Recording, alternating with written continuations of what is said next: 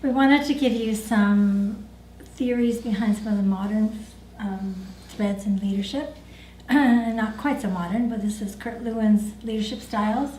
And he was from Germany. He immigrated to the United States, and he got together a team of psychologists, and they did some research with children with different styles of leadership.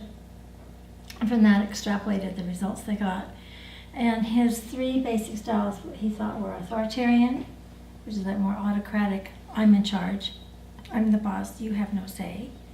The participative, which is the more democratic, I'm still the leader, I still get the final say, but you get to You participate. get the vote on it and get the input. Right. And then the delegative, or more laissez-faire, which is, I'll just sit over here and let you guys do it, and if you need some tweaking, I might do that for you. Right. It's a little more hands-off. So we have some descriptive notes. Obviously, if you're interested in any one of these styles, there's lots and lots of research we can get to easily. And there's a lot of different theories, I guess, Right. for lack of a better phrase for it. There are different theories of what is required. Some of them that you'll find are very useful, and some sound a little bit superstitious. Right, and some were good at one time in our history and may not be so effective now because our culture is different Well, than it was before. right, which is what I was saying. And some of the theories work well in a particular type of culture, Right. where others tend not to. So like in the very beginning here, we said, okay, what is it you see in leaders that you recognize as useful or not? Because when it comes right down to it, you are going to be the authority on you. Right, and developing your own expertise. Right. So we thought it would be useful, though, to know some of the other bigger picture theories behind leadership. And it's really important, rather than you having the way, that you calibrate your group or your number of people you're working with, or whether you're consulting or presenting, which we'll describe later. You have to have the flexibility all the way through. I think we've made that clear for you as a sports psychologist. It's important that you develop the flexibility to work with anybody that's in the population you choose to serve. Because if you think about it, your athlete may be employed by someone who believes in one of the theories and tries to act on it. And they may be very effective, it may not be. But there's, like I say, there's a chance that, probably a pretty good chance, that in a corporate setting, whether it be a sponsor, it could be, The a manager. corporate, Yeah. an owner of a team probably has been in the business world at some level, and they get that kind of input. So there's probably going to be theories out there that are being enacted, and you'll want to have at least a basic understanding. So along the way, we'll give you different tidbits of different philosophies we find to be still in place today too. As we were sorting through on our research, there are a lot of theories that just you don't see anymore. But these still, For good reason. These three basic ones are still there. And obviously, they can be combinations of any one of these three as well. And your notes have a basic structure, so we won't go into a lot of the detail or anything. Right. We'll just kind of go over them. Yeah. And another perspective on leadership styles was developed in around 2000 with Daniel Goleman, and he popularized the notion of emotional intelligence, and not only intellectual intelligence, but the other emotional intelligence as well. And he describes 6 different styles of leadership that we have captioned here. So we have the visionary, Coaching. affiliative, which is that camaraderie sort of thing. Mm-hmm. Again, democratic, pace setting, which is the pace of the leader, the pace horse kind of thing, and commanding, which is more the military perspective. So again, these are developed in your handouts and your manual, and we'll invite you to read those and just have a basic understanding of them. And if you choose to look at more of Goleman's work, he's done some really brilliant work. I was fascinated by some of his theories. Right? Yeah. He has one theory where it's the XY theory, where there's an assumption in your group that people really want to learn and change, and then the other theory is that people really don't want to learn and change. And having a group of, like say maybe prisoners would be the ones who really don't want to change, and that's a homogenous group.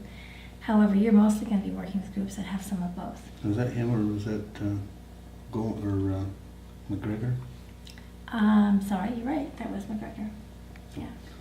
So So- please read your notes, right? Yeah. I'm sorry, I'm mixing my metaphors here, which is part of why Which I'm dyslexia. I'm actually glad you said that, because metaphors that people use will oftentimes tell you what the leadership culture believes. So if they're using, it's like the commanding, there's a lot of organizations are using a war metaphor. Everything is, attack and I'm the boss and you I'm the have boss, no Hail power. Mary, there's so many, some will be sports metaphors, and even sports organizations will use war metaphors. So the metaphors that they're using for their sayings or their slogans will generally tell you what the style is or the expectation behind it. It's possible to have a gardening metaphor for an athlete. Yes, Grow and nurture and things like this. So right, the different metaphors that they use will give you a lot of information. right. So we wanted to bring you some quotes about leadership that we thought you'd be fascinated with, and there's whole books on leadership quotes if you want to look for some more, which I would recommend, because some of these, I know one person I'm working with she has the Yoga Berra quote about 90% of the game is mental and the other 50% is skill, Yeah, right? Add that up, right? yeah. So this one we found was Alexandre Ledru-Rollin. I haven't tried saying it before, I was just reading it. But it was fascinating because we were looking at leadership quotes for you. And Well, go ahead. Often Gandhi has been given a lot of credit for saying, "There go my people, and I must follow, for I am their leader." And it turns out that was, he was very well read. He was a student of knowledge, and turns out that this was in the French during Revolution. the French Revolution, that this was originated. The first. So Alexandra was the one who had that first saying.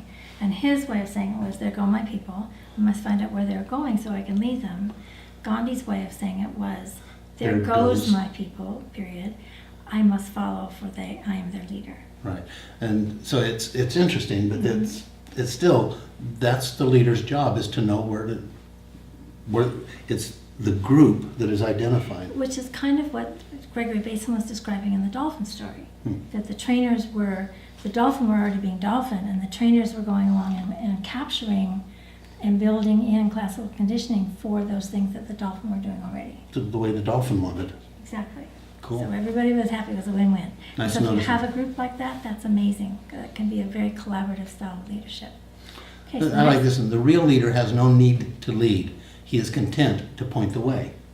which could be a little more of that laissez-faire, like, okay, you guys just go over there and do that and use your resources, and I know that that's going to work. And that's, Well, one thing that makes sense to me is people that like to be in control, they feel like they have to control everything.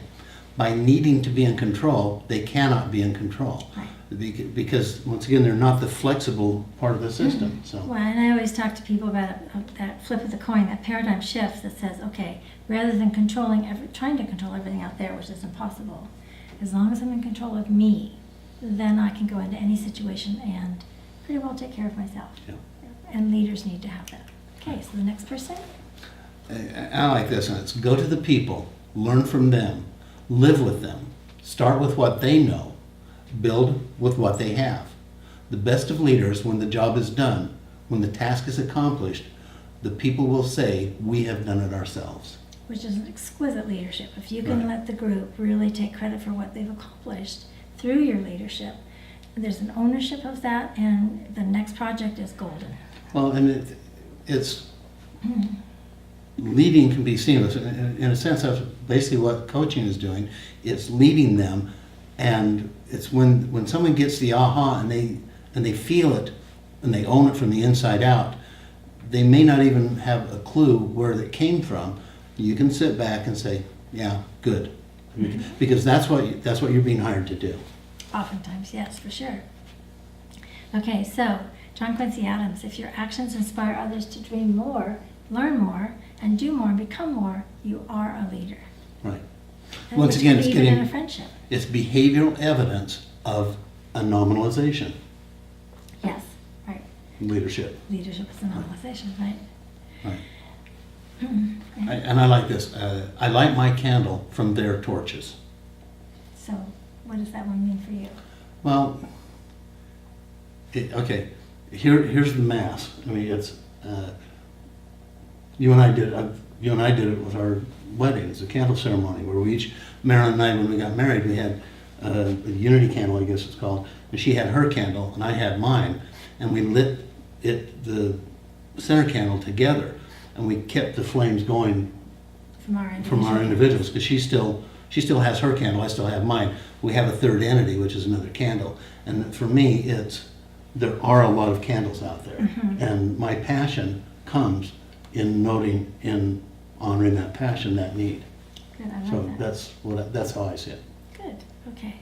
So you can again see how a quote can mean different things to different people and can be very inspiring what they connect to. So Abraham Lincoln, one of our famous presidents, no man is good enough to govern another man without the other's consent. Again, that's that righteousness or arrogance or I'm better than you are that just simply is not leadership. That then becomes dictatorship. And then on intuition, we talked about that earlier, Mhm. and I happen to like Einstein a lot. It says, the intuitive mind is a sacred gift, and the rational mind is a faithful servant. We have created a society that honors the servant and has forgotten the gift. Oftentimes. Good. And Einstein had a lot of both sides of rationality and intuition. Right. That's how it worked. Right hemisphere, left hemisphere balance. And then another one by Einstein. Okay, go ahead. All right. The intellect has little to do on the road to discovery. There comes a leap in consciousness, call it intuition or what you will. The solution comes to you and you don't know why or how or why. It's just that knowingness, and that's that part we call being in the zone or being in the flow or just, got it. I think he said too that wisdom is more,